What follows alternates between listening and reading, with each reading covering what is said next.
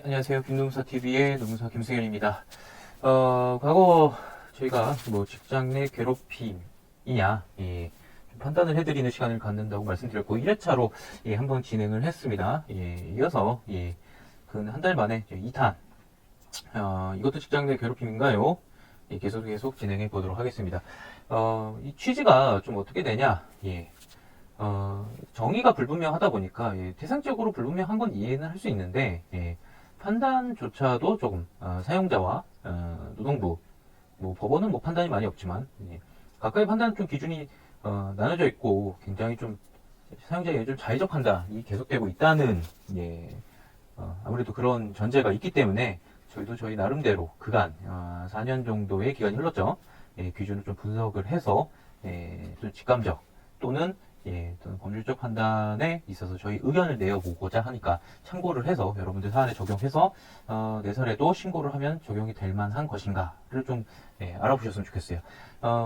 오늘 설명은 좀 이렇게 드릴 거예요. 저희가 항상 좀 포맷을 잡고 드릴 건데 직장 괴롭힘인가의 문제는 결국에는 1차적인 판단권이 누가 있죠? 사용자에게 있는데 사용자의 입장에서 직장의 괴롭힘으로 볼 것인가, 이게 하나의 이제 단락 기준이라면 노동부의 기준에서 인정을 해줄 것인가, 이 두 가지 좀 기준으로 볼까 해요.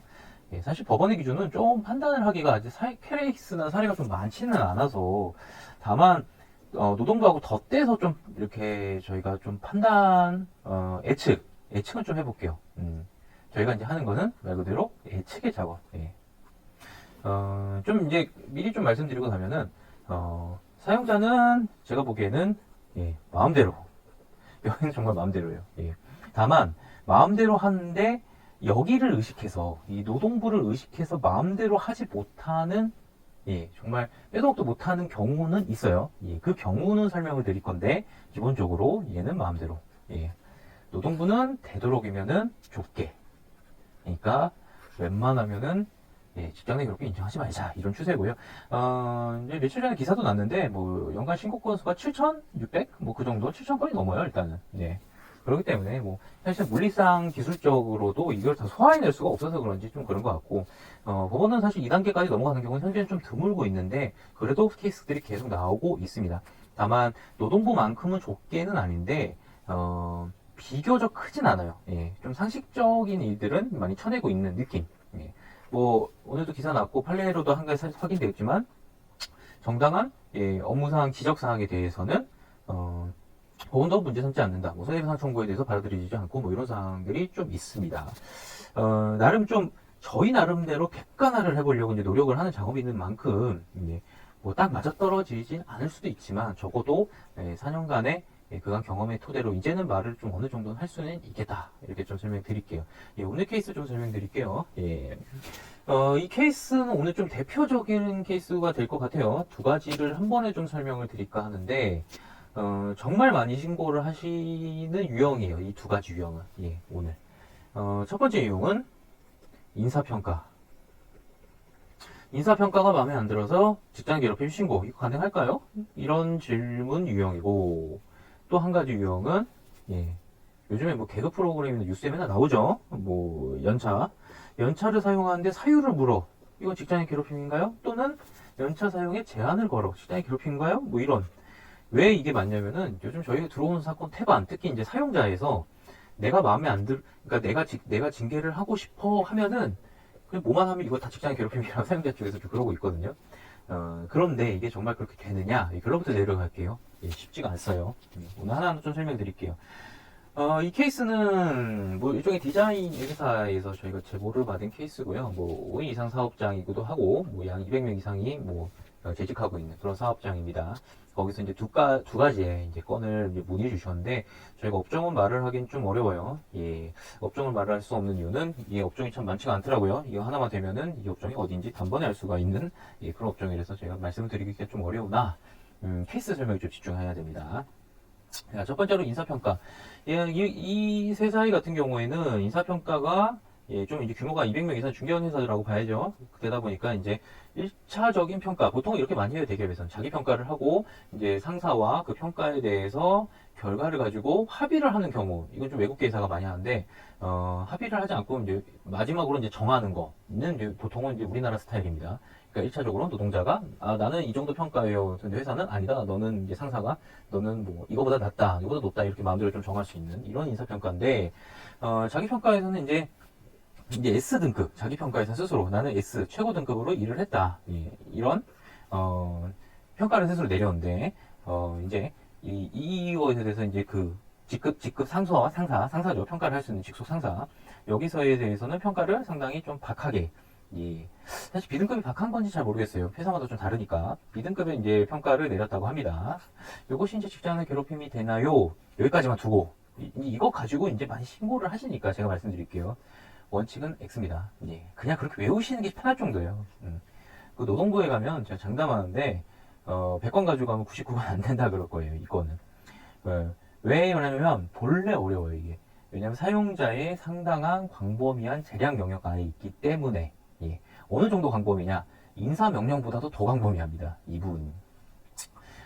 심지어는 판례에서는 예, 어떤 입장을 취하고 있냐면 사용자의 광범위한 재량권을 인정은 하고 있는데 그것이 뭐 재량권 이제 그 한계를 벗어난 정도의 일탈에 이르렀다면 이것은 제재는 하겠다 이런 얘기를 듣고 있는데 이게 어떻게 보면은 인사평가에 대해서 법원이 제재를 하겠다 이런 입장을 들리잖아요. 사실은 그 말이 아니고 인사평가는 내심의 사용자 생각인데 이것조차도 네, 법원이 너희가 간섭을 할 수 있겠냐 이런 쟁점이 있었단 얘기예요. 그러니까 한마디로 내 맘대로 내가 내 생각을 맘대로도 못하냐 이 정도 수준의 이제 재량이다.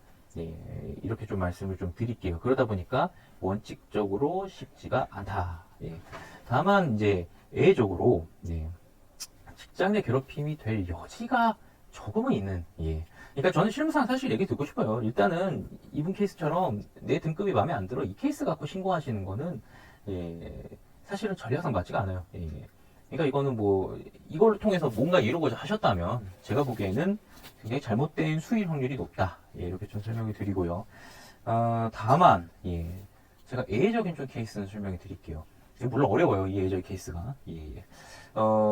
이 케이스에서는 예외적인 사안이 이렇게 있다고 얘기는 합니다. 다만 제가 이제 부정적으로 얘기 드린 이유는 제가 이제 또 얘기 드릴 텐데, 그 팀장이 평가를 하면서 이런 발언을 했다고 합니다. 너의 능력과 성과로 평가를 한 게 아니라 너의 인성과 성실성으로 평가를 했다. 마음에 안 들면은 뭐 얘기를 위에해서 네가 스스로 고쳐보든가. 예, 솔직히 뭐 안 입고 와서 이렇게 평가를 했다. 뭐 이런 거로 이제 볼 수 있는데, 예. 문제는 이거예요. 이 발언 하나로 잡을 수 있겠는가? 이 평가 자체가 일단은 조건이 뭐냐면은 직장의 괴롭힘이 일단 성립은 일단 요건은 웬만큼 치고 들어와요. 첫 번째로 그 직장 내에서 벌어지는 직급상 우위성을 가진 관계에서 우위성을 가진 사람이 인사평가라는 그 우위성을 행하는 행위, 예, 완벽히 맞아 떨어지죠. 문제 없어요. 업무 환경을 악화시키는 행위가 이제 이게 포인트인데 문제는 업무 관련성이 어디까지나 이 정당한 것이냐. 그러니까 A팀장이 내 재량권을 적법하게 행사해서 만약에 평가를 한 거라면 진짜 뭐 솔직히 말하면 너가 인성과 성실성이 마음에 안 들어서 그냥 너가 마음에 안 들어서 이렇게 했다면은 예, 그 자체로 문제 삼을 수 있겠는가? 저는 문제 삼을 수 없다고 봐요. 다만 이럴 수는 있어요. 능력과 성실성이라는 정량적 기준이 마련돼 있다면 이게 정량 기준이 있다면 예를 들어 무슨 뭐 이 회사 같은 경우에는 자기가 만든 컨텐츠에 뭐 조회수가 얼마가 나오고 그다음에 뭐 인기도가 얼마고 뭐 이런 거 다 정량적으로 따진다 합니다. 이 기준이 사전에 설정이 되어져 있는데 이 기준을 조작하거나 임의로 변경해서 인사평가를 했다면 이건 여지가 좀 있습니다. 예. 근데 이런 게 아닌 이상, 예. 이런 게 아닌 이상은 단순히 너의 인격 성실성을 봐서 마음에 안 들어서 이렇게 했어 라 할지라도 이걸 직장의 괴롭힘이라고 인정해 주기도 어렵고 예, 사실상 좀 공허한 얘기가 될 확률이 높아요. 예. 이분의 이제 제보에 의하면은 인격과 성실성을 본다라는 얘기가 예, 인성은 뭐 술을 얼마나 잘 마시는가, 뭐 성실성, 회식을 얼마나 잘 참가하는가, 뭐 이런 발언을 했다고 하는데, 설사 이러한 발언을 했다 하더라도, 이것이 단 이례적인 발언, 노동부, 제가 나눠드릴게요. 노동부에서는 인정할 확률이 굉장히 낮다. 예. 다만, 사용자는, 하고 싶으면 하고, 안 하고 싶으면 안 하고, 다 할 수 있어요. 이 케이스는. 갑자기 이제 이 사용자가 A팀장이 마음에 안 들면은, A팀장을, 잘라야 되겠다면, 뭐 이것도 다 징계 사유로 듭니다. 예. 다만 노동부로 가져가면 제가 보기엔 굉장히 어렵다. 이렇게 좀 평가를 드릴게요. 네. 사용자가 그러니까 빼덕도 못할 정도로 무조건 이거 주사위 괴롭힙니다 이렇게 얘기할 수 없다는 거예요. 이런 케이스들은. 예. 그러니까 인사평가는 기본적으로 여러분이 물론 어려운 얘기예요. 제가 뭐 누누이만 주장하지만 인사평가의 공정화에 관한 법률 이런 거 있어야 된다 맨날 얘기하지만 애초에 없잖아요 지금. 평가가 어떻게 마음대로 하는지 뭐 기준도 모르게 어떻게 나온지도 모르고 방식도 모르는데 뭐 어떻게 해요 이걸 지금. 예.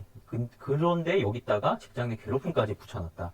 사실 그동안 인사평가는 다른 뭐 주로 뭐 연봉 협상, 뭐 배치 전환, 그 다음에 뭐 심할 경우에는 뭐 저성과자 해고 이런 데서 이제 문제가 되는 거고 뭐 시용 이런 데서 문제 되고 참 문제는 많이 되는데 이때야 작동을 하던 건데 이것이 직장 내 괴롭힘이다. 이게 참 왜냐면은 솔직히 이건 어떤 일종의 처분이 벌어지고 어떤가 신변에 문제가 생겨야 되는 건데 이게 제 노동자한테 직관적일 것 같아요. 나 기분이 별로 언짢아. 직장내 괴롭힘 신고를 해야지. 이러는데 좀 상담을 받아보셔야 되겠지만 웬만하면은 뭐 걸렸다 싶은 거 아니면은 이거 함부로 하시면 안 됩니다. 이렇게 설명드리고. 자, 오늘 두 번째 케이스. 이것도 이제 같은 회사 같은 사례인데요.